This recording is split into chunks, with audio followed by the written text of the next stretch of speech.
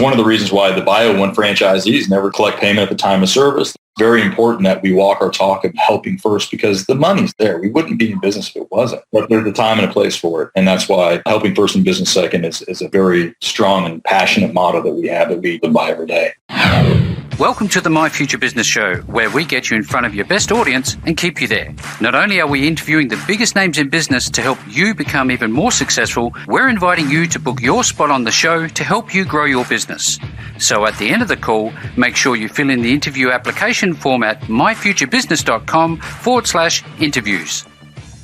Hi and welcome back to the My Future Business Show. My name is Rick Nusky. I am your host. I'm also the luckiest person alive today, I would say, because I get to spend some time with some incredibly talented people who are changing the world literally with the things that they are doing. And today's guest is no different. I'm on the line with the wonderful Nick Anthony Zamucen. All right. Hey, thanks, Rick. How are you? Good to see you. Yeah, I'm very well. Thank you very much for asking. I like to say, Nick, that I have 2 feet and a heartbeat. I can't really complain. Now, I know that you are currently on vacation. Where are you at the moment? Currently, my feet are planted solid in Scottsdale, Arizona. My wife is, she loves the heat, and I love being married. So there's a match. We have a place in Scottsdale. There's a match made in heaven, that's for sure. And certain, as I mentioned, I went through Death Valley, and like I said, it's the hottest place I've ever experienced. One-way ticket for me, straight through, never coming back.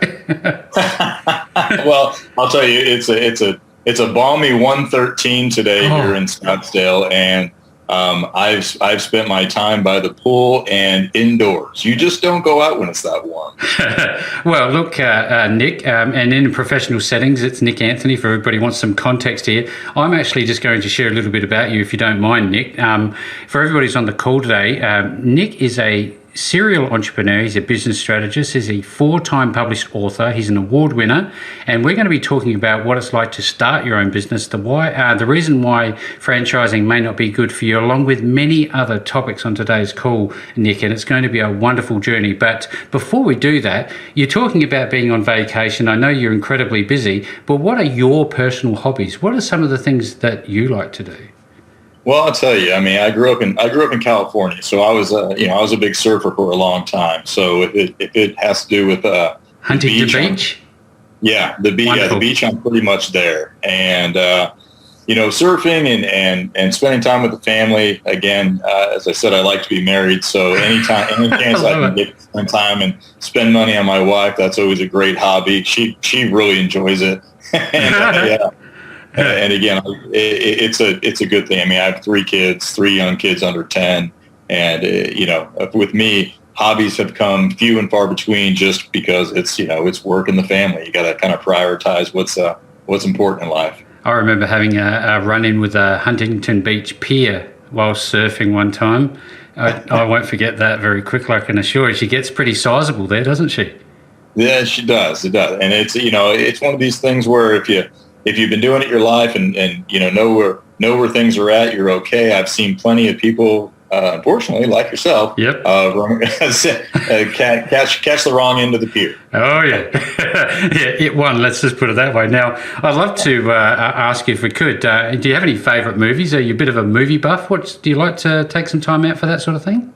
You know what, I do. I'm more of what they would call nowadays is the old classics. I mean, everything from, if it's got Jack Nicholson in it, I'm there. I'm the typical Jack Nicholson, Al Pacino, Harvey Keitel kind of guy. So anything. I can say a recent one that I really enjoyed was Once Upon a Time in Hollywood. Oh yes. I just thought it was a great movie, great kind of throwback to 60s and 70s making of movies and characters. So I enjoyed that one. So I thought that was pretty darn good. Thank you for sharing, Nick. Now, I wonder, early on in your career, it may have been the other way around, but what's more important today, business or family? Oh, family always. Business comes and goes. I mean, you can be on top of the world one day, and I don't care if it's financially or you just make a deal and close a deal that you're excited about, or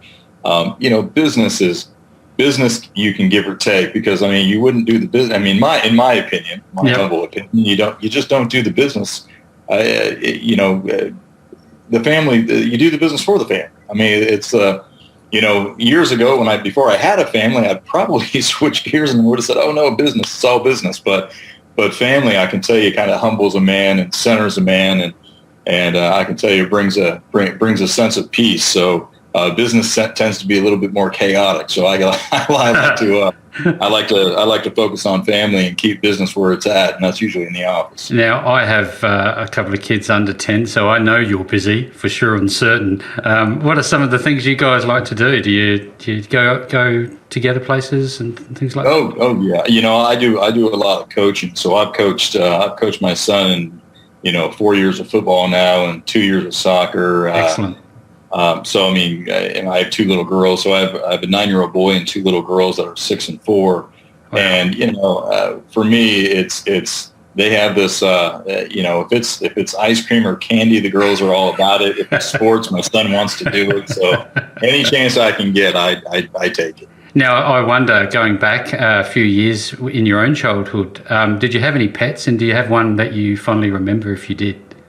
Yeah, I had a little, it's a funny story is my mom told me it was going to be a Labrador and we got it. And because I always wanted a lab, it turned out to be I think they're called Shih Tzus, but that's just a little bit different. About 60 pounds lighter than a lab. And, his name was Slick. I don't quite know how my mom, I'm not sure if I'd like to think that she didn't know it wasn't going to be a lab, that she was told it was going to be a lab, or I don't know though. For all I know, she knew it was going to be a small dog. And since then I've kind of been a small dog guy. So I to this day I have a Yorkie and a Chihuahua now. So I kind of fell in love with small dogs. I've always I thought I wanted a big dog when I was a kid and never got one and still haven't got one. Well, we used to at one stage have a couple of Maltese Shih Tzus, brother and sister, and they are the ultimate lap dogs, aren't they? They are. They love to snuggle, man. I tell you. Now, you talked about your mum a little earlier, and I always like to see how life and the people around you have influenced you growing up. I wonder who was around you early on, in your formative years, let's call them, that helped to shape you into the man that you've become today. Well, I would say probably most, first and foremost, probably would have been my grandfather. I'm actually named after Nick. He was Nick Joseph. I'm Nick Anthony. But my grandfather, he was the type of guy that you knew where you stood with him. I mean, there was no pulling punches. He told you how it was, but in the same time, he was he's probably one of the kindest men you'd ever meet, and generous. And he took care of everybody, and he was known around town as Big Nick. And when I was born and running around with him, he passed when I was 13. But when I was running around with him, they'd say, "Hey, there's Big Nick," and "Hey, there's a shadow little Nick." So yeah, I would say my grandfather was probably the biggest influence in my life that I've had as of today. Now, you wouldn't have achieved much of the success which you have with Bio One Inc. and Best Options Restoration, which we'll talk about at length shortly, without having mentors, without having a good education. How much emphasis do you put on ongoing learning and being around the right people?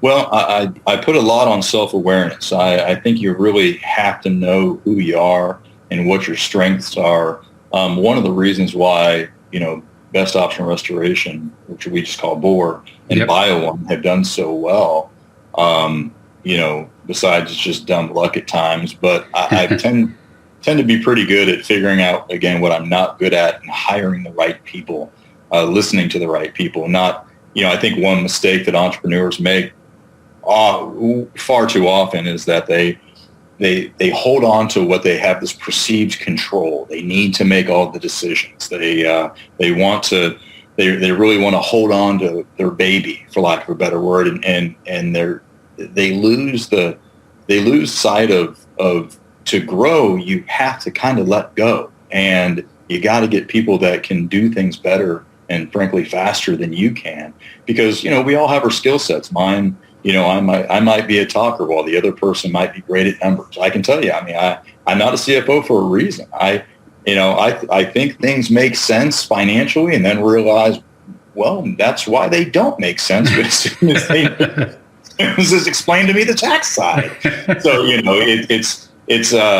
I think again, know who you are and not listening to naysayers, because I can tell you when I started BioOne, there were 2 other companies before me that had tried to franchise the company or their companies, and they failed miserably. And everyone kept telling me in the industry, oh, it'll never work. If so-and-so couldn't do it, so-and-so couldn't do it, then you certainly can't do it.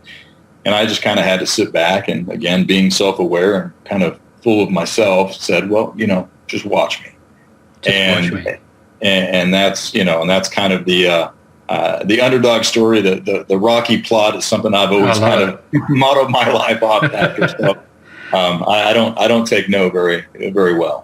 Now, there's 101 ways we could go with the conversation. I just wanted to, I guess, follow on from that statement about letting go. Not only is this a mindset component, but there's also possibly, and hopefully you can clarify for me and the audience, systems. Did you have to have people around you that followed systems, created systems? How did you structure your business, and when was it that you were comfortable that you had enough to let go? Well, yeah, I mean, yes and no. To a lot of those questions, I did not have a lot of systems put into play in the very beginning. It was a lot of, just off the cuff, making decisions, thinking that you're making the right, or hoping you're making the right decisions. Yep. I can say I eventually hired people. When I realized in 2000, I think it was 2016, I was gone 37 weeks out of the year, traveling, opening up franchises, trying to support, being everything to everyone. Yep. I realized that just wasn't sustainable. And so I decided I would hire a management team to take over BioOne and run it and grow it. While, what I figured out was I loved the hunt. I love the creative side. I like to build. What I don't like to do is manage. Yeah. And what I figured out after about, I think when I stepped away from BioOne, I think there was 45 franchises.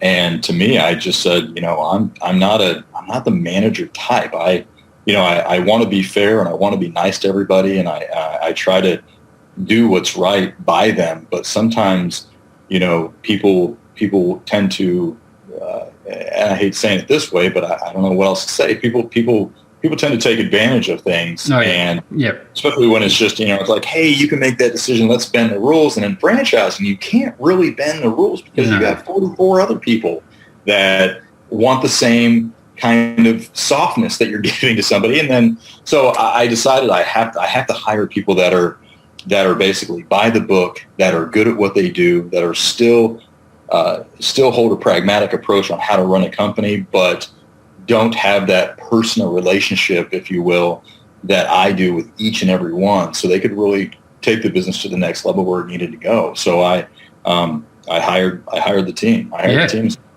and created something else. Now, you strike me as someone who looks after themselves. What does a daily routine look like? Do you exercise? What do you do with yourself every day? I can tell you in the morning, I'm a 4:00 in the morning person. I don't sleep much. I get about 3 to 4 hours of sleep every night. Mm-hmm. I'm not a big sleeper. Never have been. I'll go to bed about midnight, 1 o'clock in the morning. I'm pretty religiously up between 4 and 4:30. I'll work out in the morning for a few hours, whether it's a weight routine or some jogging.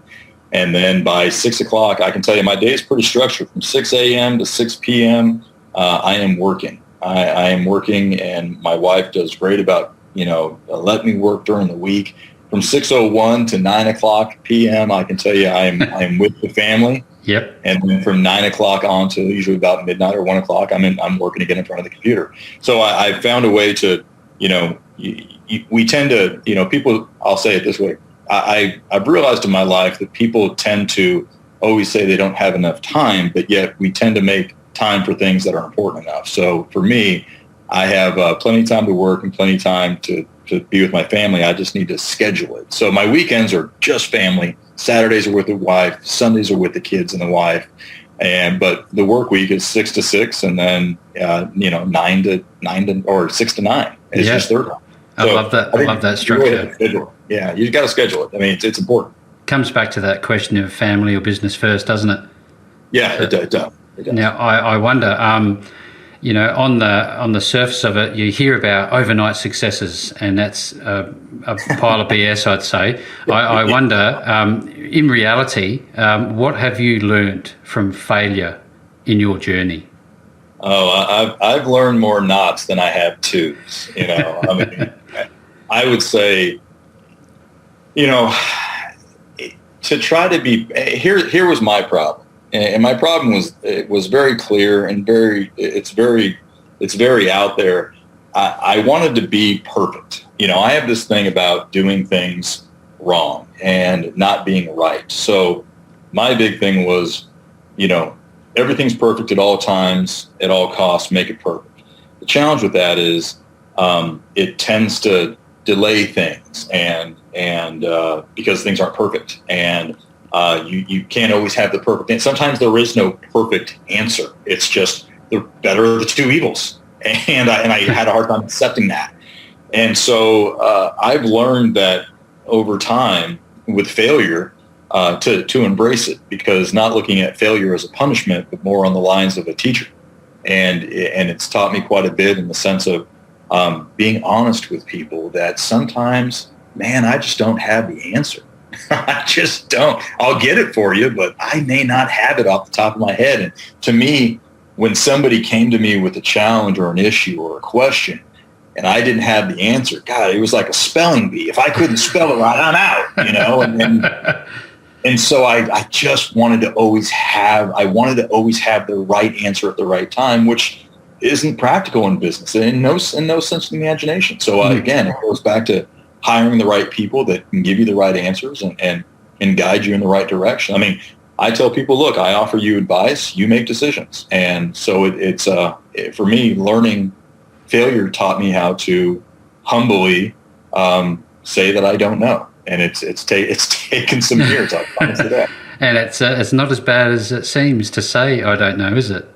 Or it's not. It people don't look at you like, what do you mean? I mean, I had this thing built up in my head to say I don't know, or I didn't have the right answer. I had this thing built up that people were just going to lose faith in me, and and they don't. I mean, there's just no way you know everything. You're human. I'm loving this call, I have to say, and I know that the My Future Business audience are small to medium-sized business owners, they're startups, and they're not only looking for a bit of education, they're looking for inspiration as to what to do. And somewhere in the write-up, I read that one of your greatest strengths is assisting people's success through your own experiences. So from that, I wonder, how important is a success mindset? Well, success mindset is I love the phrase, but it doesn't happen every day. I mean, I wish I could wake up every day and say, yes, this is something I'm getting. I'm winning. Yeah. Some days you get your butt kicked and it's okay. I can say, as a franchise owner, one of the things, or franchise or to franchisees, I say, look, you have to understand that you're going to get your teeth kicked in. On a daily basis, and that is okay, because you're kind of earning your chops. And having a success mindset is one thing. Having a mindset, in my opinion, that just doesn't give up is another. And because there are days I go to bed, Rick, I don't feel successful, and I feel like, and whether it's professional or personal, you have kids too. You have those days where you feel, you sit there, you put the kids to bed, and you sit there and you say, why did I have to raise my voice at that point? Why am I such a bad dad? You go through all these things, and you do so with business. You look at you have a franchisee or somebody coming to you for help, and you're not in the right state of mind, and you might say something like, I told you this 10 times. I mean, why can't you do it? And it's the wrong way. And so you end up calling the next day and apologizing. So I would say, again, good success. I mean, success you always want in the forefront. I think you just have to, sometimes you just, as a business owner, you got to give yourself a break. Absolutely. Yeah, this comes back to being that human and somewhat vulnerable. I wonder, are you a natural risk taker, or are you risk averse, and it doesn't matter in business? I think it does matter in business, in my opinion, and no, I'm a risk taker. I wish I was more risk averse at times, and not because they're failures, but I see things that, again, I love the hunt. I love to hear that somebody couldn't do it and I could. So whether it's an investment or a new business turnaround, or turning around a business, I can tell you, one of the franchise organizations that I had, I bought a franchisor that had 16 locations that was going out of business because he was failing. Mm-hmm. And I just simply looked at the business and went, it's because you're just not making these moves. And I took over the franchise and then sold it quickly, 2 years later, 24 months later, for a handsome profit, because I wasn't, he was too risk averse, and he wouldn't do things that he needed to do because it was going to cost him a few pennies, where, I'm a risk taker by nature. I skydive, I swim with sharks. I think as an entrepreneur, there's got to be a sense of it. There's got to be a sense of, never say die attitude, and just knowing that, if you die today, you're blessed enough to get up tomorrow and try it again. It's funny you should say that, because they say that you're living the most when you're closest to death. And I remember feeling that when I jumped out of a perfectly good airplane. And look, I know that people will be loving this call, and I really appreciate you opening up. And I wonder if we could just touch on one more question before we shift gears and look at all of your books momentarily. I wonder, when you feel fear, given what I've just said, in a business context, and you're scared of something, you're scared of making a decision, does that ever happen? And if so, how do people manage that? How do they get through it? I think people handle fear differently. I think it's a lot of the way your almost DNA is made up. Yeah. When I feel fear, I end up having a check-in moment, a self-check-in moment of what is it I'm fearing? Am I fearing a failure? Am I fearing embarrassment? Am I fearing? So I do a check-in. What am I fearing about this? Obviously in business, I'm not fearing a personal harm. So if it's not personal harm, then it's mental. So what is it that I'm fearing? And, is it the letdown? Is it the loss of money? Is it just the form of loss in general? So I try to really acutely pinpoint what is my fear and address it from that point. Because normally, in my opinion, I find fear being, for the most part, not rational. It's an emotion. And if you can pull yourself away from it, the emotional side really, I think to be an entrepreneur, one of the best pieces of advice I could give is you better become very good at compartmentalizing. And, be fearful about that later, because the decision needs to be made now. And, to compartmentalize and really be able to make pragmatic decisions at the right time quickly, I think helps, be an entrepreneur. I think it helps you in your whole entrepreneur journey. Yeah. This is wonderful. I know there are people on this call thinking, wow, there are methods, there are techniques that I can adopt. There's different mindsets that I can think about. Hey, maybe I need to look after my business better and myself better. Now, with all this, I'd love to now ask you, how you are so busy. How is it that you ended up writing 4 books? Lack of sleep. Oh, of course, yes. Well, I can tell you, I've always had a creative side, and a couple of the books, whether it's Maverick Franchise or Bits of Wisdom, these were books that, Bits of Wisdom specifically, was a book that I wrote in under 30 days. And it was compiled of a bunch of questions that I kept being asked, whether it was when I walked off stage, or whether it was from franchises, or just general, hey, what do you think? Do you have a minute? And what I was finding was patterns of consistent questions from young entrepreneurs.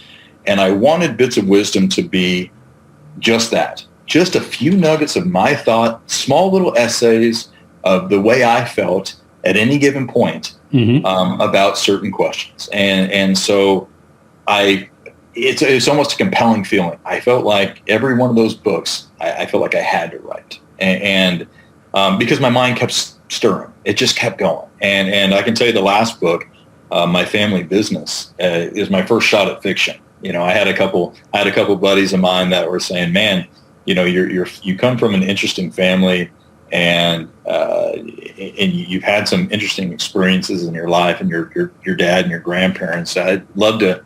You should really write a book on that. So what I did is I took a lot of liberty with reality and kind of twisted a reality/fiction book, stories that I had heard when I was a kid growing up, and kind of filled them in, and so it turned into be again my first shot at fiction, and I'm currently, actually, I can tell you'll be the first to know, I'm currently on my 5th book right now. Excellent.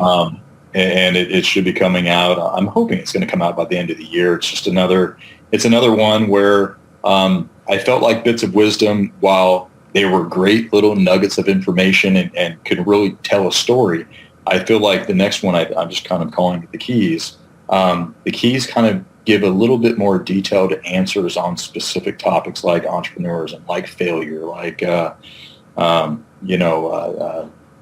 what success really means, and so it's an ongoing thing that I just can't. My brain seems to think I have something to say, and when I do, I don't shut up. I love it. Thank you for sharing. This is wonderful, Cole. I wonder, was it? It seems to me that it was natural for you to write. In terms of non-fiction, was the process the same? And how did you feel at the end of it? And did you self-publish? I self-published bits of wisdom. I ended up self-publishing the nonfiction or the fiction book as well, because I was with publishers, and they just changed my story. Everything that I wrote, I'd send it into the publishing company. They'd send it back with all these red marks and lines saying, well, what if we did this? And what if we did this? I'm like, well, that's not how the story goes. So I ended up spending a year battling back and forth with the publishing company about how the story should look. And what my version of the story was. And I decided, you know what, I'm yanking it back. I'll do it myself. And so, my wife had read the transcripts or the manuscript before it went to press. And she said, in her very quaint way, I understand. She said, I can understand and read what was you and what was them. Oh, she said, it's just a different writing style. Chalk and cheese. Yeah. It just kind of went different a little bit, and so I wanted to really make it my own and pull it back. So, but as far as, I'm sorry, I kind of went off on a tangent. No, absolutely not. Loving it. The process, the process is totally different for fiction than it is. With me when I write, again, whether it's Maverick Franchise or Bits of Wisdom, it was a very, Flip It was about, obviously flipping properties, but that was before I even got into franchising. But Bits of Wisdom and Maverick Franchise, those were very much almost essays of, again, questions that I've been asked, things that I've been thinking about, things that I'm tired of repeating. So let me put it out on a book. And so every franchise that comes aboard gets both of those books. Every franchise, whether it's bio or board, they always get those books, because I feel it answers a lot of questions in time that they will have. That's really smart. Themselves or the company. So it's kind of like an onboarding sequence, isn't it? Really. It is. I tell them, I say, look, when you're looking for nighttime reading because you can't go to sleep, you go ahead and pull up one of these books. Well, look, I know that there is absolutely a plethora of different conversations, different discussion topics that we could cover today. We are entering the pointy end of the call. Now, I'd love to know, quickly, why did you get into the fields that you did with Bio One and Best Option Restoration? They're really interesting fields. Well, I can tell you with Bio One, it was a labor of love. Crime scene cleaning is not something I ever thought I was going to do. I've never heard of it. Most people had. It's not dinner table conversation. I thought I would be a professional athlete, and it turned a corner on me. I was sitting in a church, and a pastor had stood up. This is 20 some odd years ago, 22 years ago now. I was sitting in a church. Pastor had stood up and said that a man had taken his life in the audience and he did not see his wife, and wanted to know if some of us would go see how she was doing. And so we went, and this was Sunday afternoon. We went to church. We went after church. We went over to her house, me and a group of guys and the pastor, and we walked in the door, and some women were already there from the church, and they were sitting on the couch with her. Well, when I walked through that front door, she kind of locked eyes with me, and she said, "They said I had to clean it myself." And I had no idea what she was talking about. And she pointed to the back door, which ended up being her bedroom door. And I opened the door and quickly saw everything in life that you probably shouldn't see. Yeah. And I closed the door real fast, and I quickly realized what she was talking about. Well, yeah. I walked over to the couch and told some of the ladies on the couch, "Could you take her to lunch? Me and the guys will stay back here, and we'll clean this for her. We'll deal with it." Yes. So we did, and we did 1,000 things wrong. I mean, we did, you name it, we did it wrong. And we were sitting around a couple of days later, me and those same guys, talking about life and our spirituality. And somebody brought up, I wish I could say it was me, but it wasn't. Mm-hmm. Somebody said, "What do you think happens when people commit suicide?" And I mean, the police just tell people to clean it themselves. Is there a business here that we're not seeing? And a light bulb went off in my head. And I created at that time, my first crime scene cleaning company. And, at Bio1, we have a company motto that's just called help first, business second. And I'm very, very, very big on that. The reason why is that's how the company started. We weren't trying to make money. We were just trying to help a lady in her greatest time of need. She had no one else to turn to. So, it's one of the reasons why the Bio1 franchisees never collect payment at the time of service. They don't take money from people. They don't collect from anybody. If a child's hurt or a first responder, we collect zero money from that. Yeah. It's very important that we walk our talk of helping first, because the money's there. We wouldn't be in business if it wasn't. Of course. But there's a time and a place for it. And that's why helping first and business second is a very, very strong and passionate motto that we have, that we try to live by every day. And that's excellent. That is excellent, because I look at our motto, and it's underneath the My Future Business logo. It's helpful people helping people. Yeah. So I love what you're doing. I mean, it's not a great topic at the best of times, but there is a business there, and you've made the right decisions, and you've got some great business acumen about you. You're a loving father. You've got balance in your life. There's lots to be learnt from this call today. Now, I'd love to know, if people want to buy your books, or if they want to learn more about you and the business Bio1 and Best Options Restorations, or BOR, where are people going to find you? As far as the book goes, or the books, I tell people the easiest and best way is always Amazon. I almost hate pushing, Bezos' company, but he's got enough. But he seems to corner the market on almost everything. So no, I reckon he's short. He's a bit short. It's pretty simple to type in, Nick Anthony Zamucen in Amazon, and I'm going to pop up. As far as Bio1, it's literally just the www.bio1inc.com, and BOR is just borestoration.com. They can look at it. They can look at it and read it all they want. If they're interested in talking, I'll be more than happy to chat with anybody. Fantastic. And also, Nick Anthony, you've got nickanthonyzamucen.net. Can I share that with people? Sure. Yeah. Fantastic. Yeah, no problem. Yeah. All right. Well, look, anybody and everybody who's on today's call, if you haven't taken something away from this, I don't think you were listening. There's been some great nuggets of gold, some wonderful wisdom shared on this call today. And no matter where you see this call, you'll see the links back to all of the relevant links that we've just spoken about. And Nick, thank you so very much for joining me on the My Future Business Show today. Yeah, thanks, Rick. I appreciate it. Thanks for joining us today.